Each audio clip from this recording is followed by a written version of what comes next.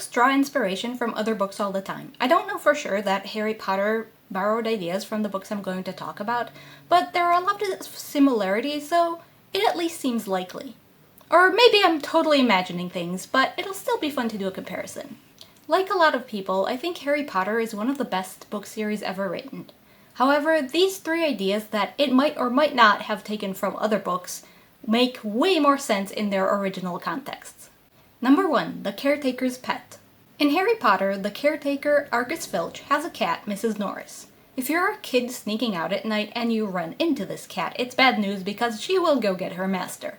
This works because Harry Potter is a fantasy book, so maybe she's a bit of a magical cat.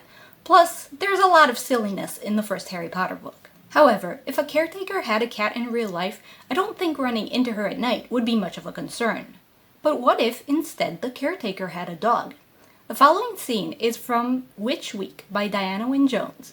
By this time, both of them were shivering. It was cold in the playroom. Charles wondered how he could make Brian go to bed without going himself. He could not think of a way. So they both went on crouching face to face in the middle of the concrete floor until there was a sudden little pattering outside the cracked door. Both of them jumped.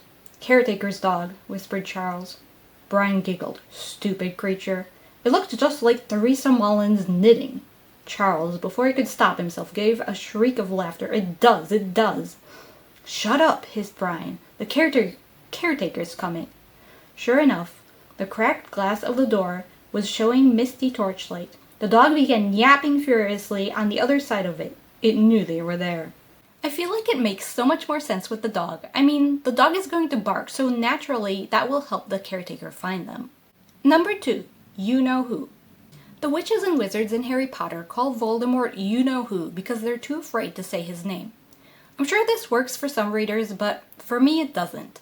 For example, as far as I could tell from my history class studying World War II, many people were afraid of Hitler, but no one ever considered they should avoid saying his name. I felt like the characters calling Voldemort you-know-who was a little weird. Throughout the book So You Want to Be a Wizard by Diane Duane, the main characters call the villain, the Lone Power, you-know-who. Here are a few examples. Page 288. "It's okay," Nita said, slightly embarrassed. "I just wish there were some way to be sure that you-know-who wouldn't get his hands on it anytime soon." Page 295. He got to his knees slowly, rubbing himself where he had hit. "Boy," he said, "if we weren't in trouble with you-know-who before, we are now." Page 298. "What I want to know is what we're supposed to try on whatever they have waiting for us at Grand Central. You-know-who isn't just going to let us walk in there and leave with the bright book." Page 300. "Not almost," Kid said. "No wonder you-know-who wants it kept out of the hands of the senior wizards. It can make even a beginner's spell happen."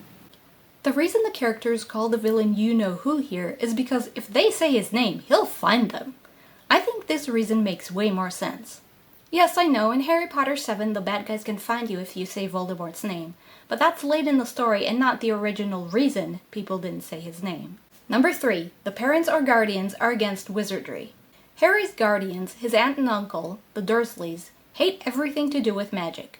They're a little caricaturistic and they hate Harry, so this works in the context of the story. However, if we look again at the Young Wizard series by Diane Duane, kids who become wizards have to go on a wizard's ordeal, and half the time they die.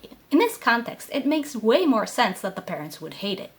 Those 3 things that Harry Potter may or may not have copied make way more sense in the original context. Now as a bonus, I'll talk about something Harry Potter did a good job on, where the original makes no sense whatsoever. As we know, Harry's full name is Harry James Potter, and after his parents died, he moved to live with his relative, a skinny aunt and a fat uncle who made his life miserable.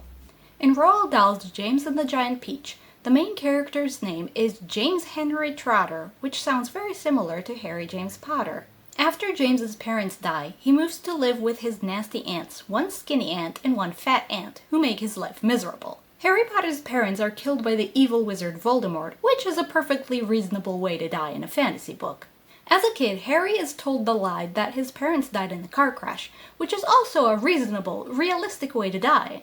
Now here's the description of James's parents dying from the first page of James and the Giant Peach.